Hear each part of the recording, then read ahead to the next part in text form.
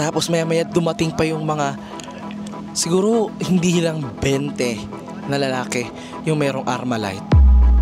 So sobrang takot talaga ako guys. Hinarang kami ng pulis. Takot kami guys. So kami parang shit. Yung Amerikano kong kasama, takot na parang shit. Kailangan na ba nating mangsuhol? Ganyan. Kailangan ba natin bayaran para pakawalan tayo? Ganyan.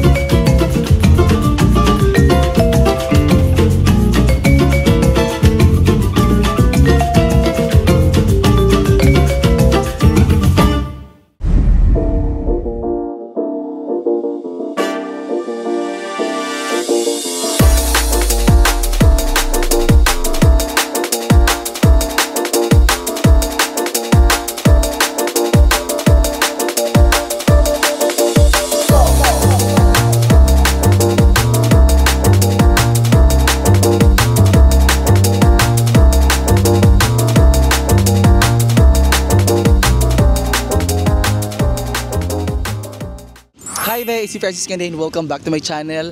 So for today's video be, hayaan nyo mag-share ako sa inyo ng aking isang story time mula dito be sa Brazil. And siyempre kung bago kayo sa aking channel, huwag mo kalimutang mag-like, share at siyempre mag-subscribe ka na dahil nandito ako sa Brazil. At kung di mo ako pinapollow be sa social media accounts na Francis Candain, follow mo na ako lalo na sa Facebook. So kung bago sa aking channel, I'm a solo traveler. I quit my work in the Philippines para maging full-time traveler. So, it's my second time sa South America. Dati nagpunta na ako dito sa Colombia, pero I was drugged and robbed. Kaya naman, naging ano talaga siya, iba yung effect niya sa akin as a traveler, na mas maging maingat, huwag magtiwala, at mas maging alerto. Yung parang, huwag ka maging komportable, kailangan maging cautious ka. Hindi takot, pero cautious. So, initially ang plan ko magpunta ng Argentina pero napadpad ako sa Brazil dahil wala akong connecting flight. So anyway, I started my travel in Sao Paulo and now andito na ako sa Rio de Janeiro. Rio de Janeiro yung pronounce guys, hindi Rio de Janeiro. So, andito ako sa Rio. I've been here for 2 weeks sa Rio mismo. Ayan, sa likod ko makikita nyo, hindi ko lang kung natatanaw nyo dyan ha, yung Christ the Redeemer. Andito ako sa may lagoon area. Hindi ko alam anong pangalan exact nitong lagoon na to. Nakita ko lang siya nung nakarang araw regarding dito sa story na ito. So, patulong na talaga ako noon. Ay, nagugutom lang ako kasi hindi ako kumain talaga ng dinner. Nagluto ko ng spam. Tapos nakita ko ng mga locals, nung host, nung receptionist sa gabi. Sabi niya, hey, do you want to join us on our Pabella tour? Kung hindi nyo alam ba, ano yung Pabella? Pabella nila dito is yung slum area. Or siguro may halin tulad natin sa Pilipinas na parang pinakatondo nila. Kilala dahil sa doon nakatira yung mga may hirap, mataas yung crime rate, may problem sa illegal possession of firearms, and illegal drugs. So, syempre parang somehow na-witness ko na sa internet ano yung gaano ka problemado yan.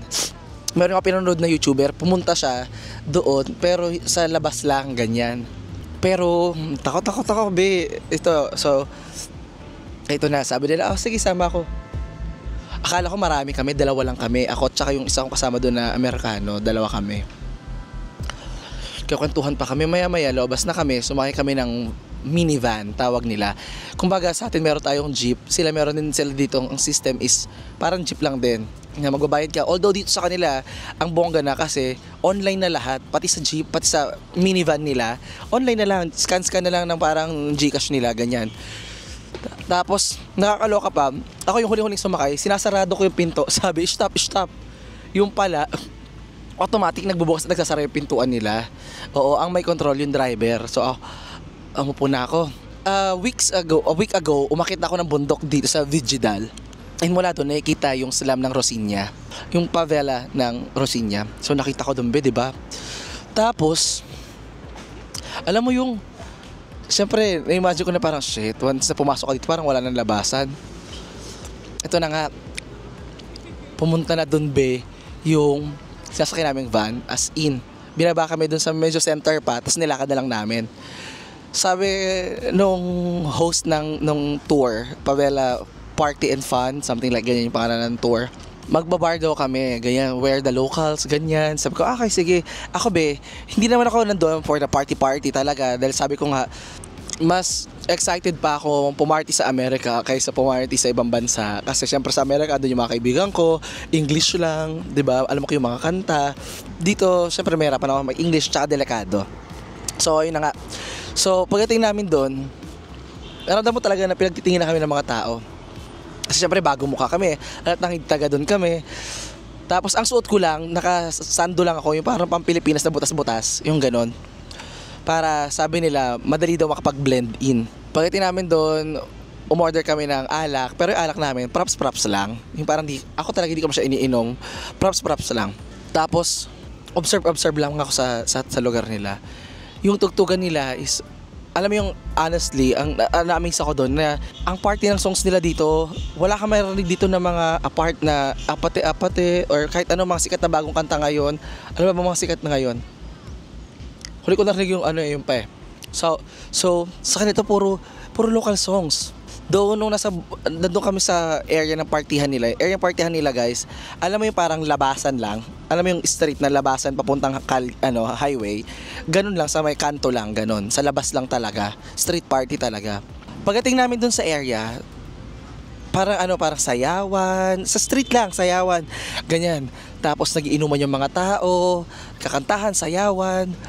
Makikita mo na ang gaganda ng mga babae, as in parang labas talaga mga mga lalaki nakahubad. Hindi hubad, ububot-ubad. Ano ba? So makikita mo yung mga lalaki naka-topless, yung mga babae naka miniskirt, napaka-sexy ng itsura nila lahat, ganyan. Provoking. Tapos sa bangketa lang, guys, nagtitinda na ng droga. Grabe, nagulat ako, sabi ko, hala, sa bangketa lang. Hindi ko lang alam kasi hindi man ako umano, no, pero parang feeling ko lahat ng uri ng droga nakalantad lang. Kasi tabi nung nagtitinda, merong bata na may hawak na Armalite na parang binatilyo pa lang, siguro mga 17, 16, mga ganun pa lang. So, syempre kabakabado.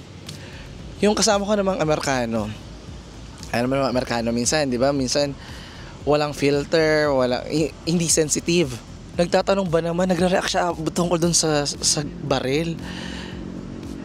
Sabi ko, naiintindihan ka ng tao, English ka, Brad. Sinisinisan ko siya ng mata, hindi siya nakakaintindi. Tapos, nung nagdadaldal siya, ginanon siya nung lalaki, ginanon siya. Sabi yung isa namin kasamang tatlo yung kasama namin. Kaming dalawang turista, tatlong lokal. Siyempre mayroon ako naisip na thinking of the worst, no? Parang, what if iaalay kami dito? Lagot, wala na to, lagot. Tapos, ang lahi namin, basta Pilipino, Amerikano, Meksikano, isa pang Meksikano ata, at saka Brazilian. Ang ginawa na lang ng Meksikano, bigla niya dinivert yung usapan. So, nakalusot na kami. Paglipat namin sa kabilang lugar, eto na, nagulat na ito talaga yung parang extreme sa lahat ng extreme na napuntahan ko. Pinakamalala sa lahat ng pinakamalala. Natakot ako. As in, kasi doon lang ako nakakita, na parang shit. Onting mali lang akong nagawa,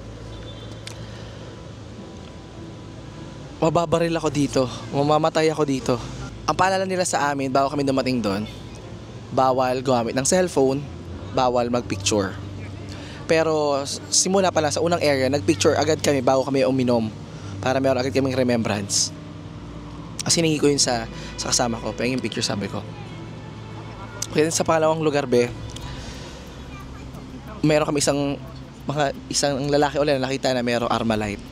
Siyempre ako parang, oh my God, meron na naman. Tapos maya-maya, lumipat kami sa bandang harap.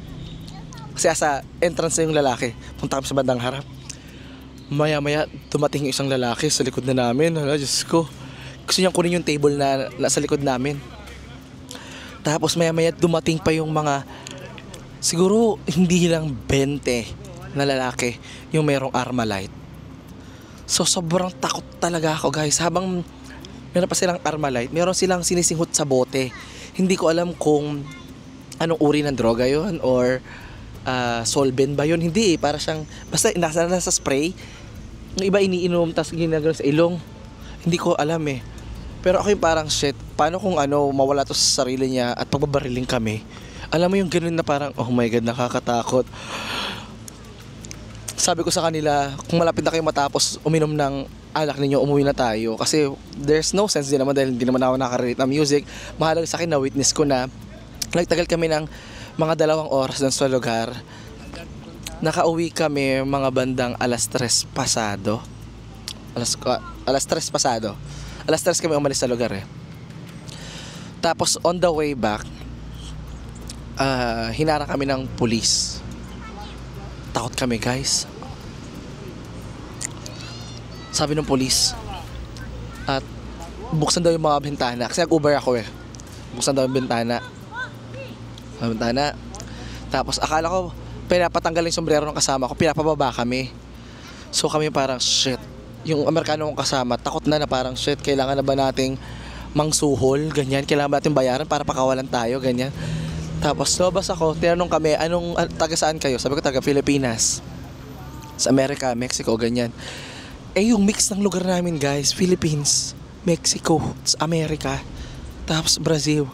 Tapos galing kami yung favela. Alam mo yung kaba namin talaga na shit, sana hindi tayo taniman, pagdudahan or what.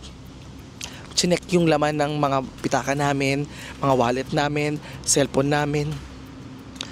And luckily, nakalusot naman kami. Pero yung kaban talaga namin for that night is sobra. Alam ko, one for the books.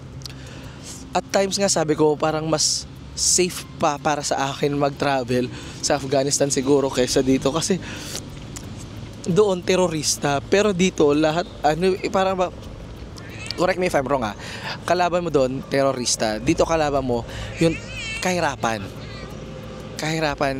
droga. Alam mo yun? Siyempre hindi mo alam pag ang mga drug addict na nawawalan na ng pera, gumagawa na lang kahit anong paraan yan para magkapera. So, actually going there, alam mo yung nasa isip ko, paano pag bigla ako itong hinabol or what, tatakbo ako, higa ako sa gilid ng pader, gilid ng kalsada, hubarin ko yung damit ko, itatapon ko yung basura sa katawan ko para mag-blend in, magdudumi-dumihan na lang ako, ganun. Pero luckily naging safe naman siya. Nakakakaba, nakakatakot. Charge to experience. Kung hindi ko naman sa discourage kayo pumunta, pwede pa rin mga pumunta kung gusto ninyo, buhay nyo yan. Mag-ingat lang talaga kayo. Tapos, wag lang talagang gagamit ng cellphone.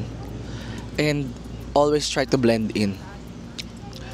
So, I think that is the wildest experience ever. Na conscious ako kasi pinaka-wild pa rin yung Colombia dahil ay yung pinakamalala, wala na ako ng marami. Maraming pera na wala sa akin. Naghirap ako. Hanggang ngayon dama ko yung paghihirap. Ganon. So, anyway guys, sana nag-enjoy kayo sa video na ito. Sana may napulot kayo. And kung nagbabalak kayong gawin din iyon, I advise you magstay kayo sa tinuluyan ko na New Ipanema Hostel or Hostel New Ipanema. Tapos mag-inquire lang kayo sa kanilang Pabella Tour. Nagkakalaga yun ng 100 reals or mga sa 1.3, 1.5 pesos, ganyan. And keep your magdala lang kayo ng pera para sa alak ninyo, sa pamasahin ninyo. Kasi kay Kibi pa rin pagdating doon. Tapos ingat lang din, ingat kasi you will never know. Kami, luckily safe naman kami. Yung mga lokal, sabi nila sa amin na parang, I don't know why people are scared. Duh. People with guns, drugs. So parang nakakatakot. Yung parang sabi ko nga, eto, nahubaran ako.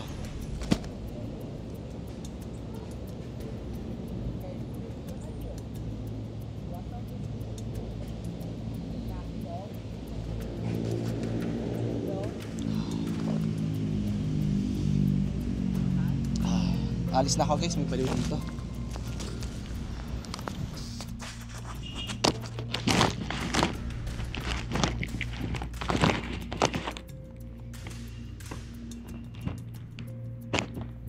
Basta kami.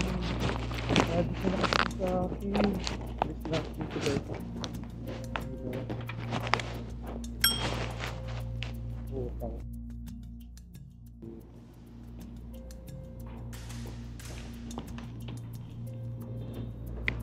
Wala na yung mga polis dito kasi sa gilid eh. Yung mga polis kanina kaya ako dito pumesto. Ngayon dito na yung mga homeless.